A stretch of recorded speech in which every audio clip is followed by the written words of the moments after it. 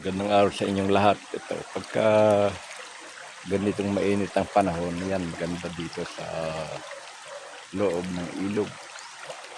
Tayo ay nasa piling ng kalikasan. Yan, basta naaalagaan natin itong kalikasan, ay maganda. Maganda sa pakiramdam. At tayo rin ay inaalagaan ito. Yan, nagbibigay kalakasan sa atin. Lalo yung malinis na tubig. Yan, malinis na ilog. Maganda sa pakiramdam. Yan, pagka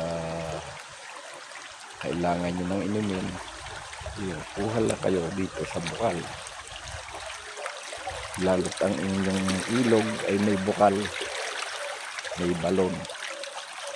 Kaya dito, ito yung aming balon. Sa halip na bumili ng distilled water o mineral water, dito na kami nabili, dito na nakuha.